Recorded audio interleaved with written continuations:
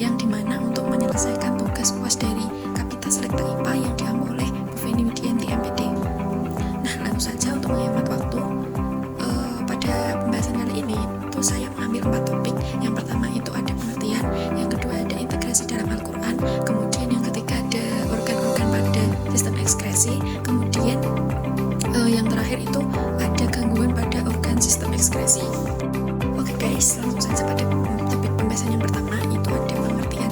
Nah, di sini sistem ekskresi itu merupakan proses pengeluaran sisa metabolisme yang sudah tidak digunakan, yang sudah tidak berguna atau digunakan lagi oleh tubuh. Sedangkan sistem ekskresi sendiri itu merupakan kemampuan untuk menjaga keseimbangan tubuh dengan cara membuang bahan-bahan dan juga sistem metabolisme yang dikeluarkan oleh sel. Jadi intinya sistem ekskresi itu merupakan proses di mana zat-zat sisa metabolisme itu sudah tidak digunakan oleh tubuh dan dikeluarkan. Kemudian topik yang kedua itu integrasi Al-Quran. Di sini integrasinya itu terdapat dalam Al-Quran surah At-Tin ayat 4. Bunyi Bismillahirrahmanirrahim. Laqad khalaqnal insana fi ahsani taqwim. Yang artinya sungguh kami telah menciptakan manusia dalam bentuk-bentuknya. Nah, lanjut materi yang ketiga yaitu organ-organ pada sistem ekskresi. Jadi organ pada sistem ekskresi manusia itu ada 4. Yang pertama ginjal, kulit, paru-paru dan juga hati. Masuk pada organ yang pertama yaitu ginjal. Ginjal sendiri itu merupakan alat ekskresi yang utama. Ginjal itu juga merupakan ekskresi yang memiliki peran yang sangat penting karena ginjal itu membuang sisa metabolisme dalam jumlah yang besar melalui urin. Ginjal berbentuk menyerupai kacang merah yang terletak di kanan dan kiri tulang pinggang, yaitu dalam rongga perut pada dinding tubuh bagian belakang atau dorsal. Nah, proses di dalam ginjal itu ada 3. Yang pertama tahap filtrasi atau penyaringan, yang kedua tahap reabsorpsi atau menyerap zat kembali, kemudian yang ketiga itu tahap augmentasi atau pengumpulan. Oke, masuk ke organ yang kedua yaitu kulit. Kulit sendiri merupakan organ ekskresi yang mengeluarkan bahan yang hampir sama dengan ginjal, yaitu sampah nitrogen yang berupa urea dalam bentuk keringat. Kulit berfungsi untuk melindungi jaringan yang di bawahnya dari kerusakan fisik karena dari kerusakan fisik yang disebabkan oleh gesekan, penyinaran, kuman-kuman, dan zat kimia. Selain itu, kulit itu juga berfungsi mengurangi kehilangan air ataupun mengatur suhu tubuh, menerima rangsangan dari luar, dan sebagai organ ekskresi. Dalam kulit sendiri itu terdiri atas epidermis atau lapisan luar, dermis atau lapisan dalam, dan hipodermis atau lapisan bawah dari dermis. Untuk organ yang ketiga sendiri yaitu adalah paru-paru. Paru-paru sendiri merupakan organ ekskresi yang mengeluarkan sisa metabolisme berupa karbon dioksida atau CO2 dan juga uap air atau H2O. Respirasi oleh paru-paru itu digunakan untuk menunjukkan pertukaran oksigen dan juga karbon dioksida dan serta uap air. Nah, disinilah paru-paru itu berperan sebagai organ sistem ekskresi paru-paru, yaitu pembuangan karbon dioksida dan uap air ke luar tubuh. Ayat Al-Quran yang berkaitan dengan paru-paru atau pernafasan paru-paru itu terdapat dalam Al-Quran surah Ibrahim ayat 34.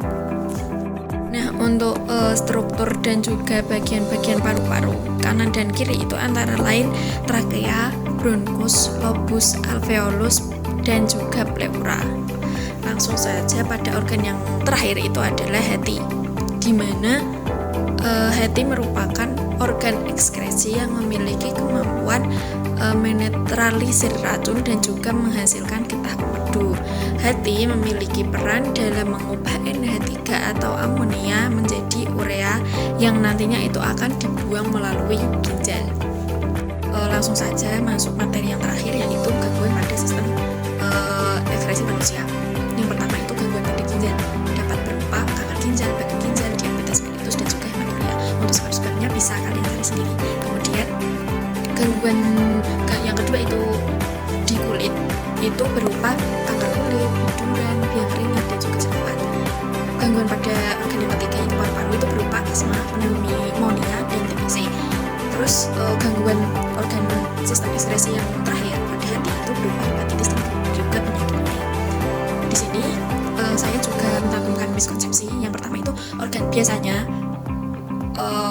orang-orang itu tahunya Fungsinya organ ginjal, hati, paru-paru, dan juga kulit itu termasuk sistem ekskresi yang dapat mengeluarkan zat sisa metabolisme yang berguna dalam tubuh. Yang benar itu organ ginjal, hati, paru-paru, dan kulit termasuk organ penyusun sistem ekskresi yang dapat mengeluarkan zat-zat sisa metabolisme yang sudah tidak berguna. Kemudian miskonsepsi yang kedua itu ginjal hanya menyaring dan juga menghasilkan urin primer. Yang benar itu ginjal juga menghasilkan urin primer, sekunder, dan juga urin sejati. Ginjal menghasilkan urin primer melalui glomerulus dan menghasilkan urin sekunder melalui tubulus contortus proximal dan urin sejati di tubulus contortus distal. Miskonsepsi yang ketiga itu warna kulit menjadi lebih gelap ataupun memerah saat suhu lingkungan itu tinggi yang disebabkan oleh peningkatan produksi keringat. Yang benar, penyebab warna kulit menjadi gelap atau merah saat suhu lingkungan tinggi itu terjadi pelebaran pembuluh darah di lapisan epidermis sehingga kulit itu menjadi gelap atau merah. Miskonsepsi yang keempat itu proses pembentukan urin pada ginjal. Proses pembentukan urin berawal dari glomerulus, tubulus contortus distal, tubulus contortus proximal, tubulus collectivus, pelvis renalis, ureter, kandung kemih, yang terakhir ureta. Yang benar itu proses pembentukan urin yang benar itu seharusnya glomerulus, tubulus contortus proximal, tubulus contortus distal, tubulus collectivus, pelvis renalis, ureter, kandung kemih, dan yang terakhir uretra. Miskonsepsi yang terakhir yaitu warna pada urin berasal dari warna minuman yang kita minum. Itu salah. Yang benar itu warna pada urin itu berasal dari zat warna empedu yaitu urobilin yang merupakan hasil ekskresi dari organ hati. Empedu itu mengandung kolesterol, garam mineral, garam empedu, pigmen bilirubin, dan biliverdin. Dalam usus sendiri zat warna empedu itu mengalami oksidasi menjadi urobilin sehingga warna feses dan urin itu kekuningan. Itu. Nah, untuk glosarium sendiri itu ada beberapa yang saya cantumkan. Itu yang pertama augmentasi. Di situ augmentasi adalah proses terakhir dari pembentukan urin di mana itu terjadinya penyaringan atau filtrasi kembali air, garam NaCl dan urea. Kemudian yang kedua bilirubin. Bilirubin itu adalah pigmen hijau biru yang dikeluarkan oleh empedu. Sedangkan biliverdin itu pigmen kuning keemasan yang dikeluarkan oleh empedu. Terus filtrasi tadi kan udah proses penyaringan darah di glomerulus dalam badan Malpighi. Kemudian diabetes mellitus itu gangguan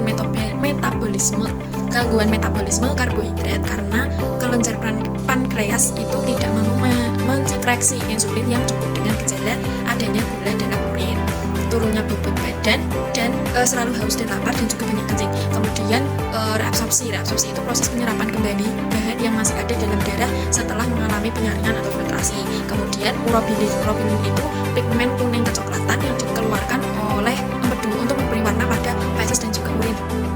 Nah, untuk slide yang terakhir itu ada daftar pustaka, dapat dilihat sendiri untuk referensinya, dan udah itu saja. Terima kasih. Mungkin itu saja yang dapat saya sampaikan. Mungkin dari penjelasan saya kurang memahami, bahasanya masih terbalik-balik ataupun perkataan saya salah, saya mohon maaf yang sebesar-besarnya. Wabillahi taufiq wal hidayah.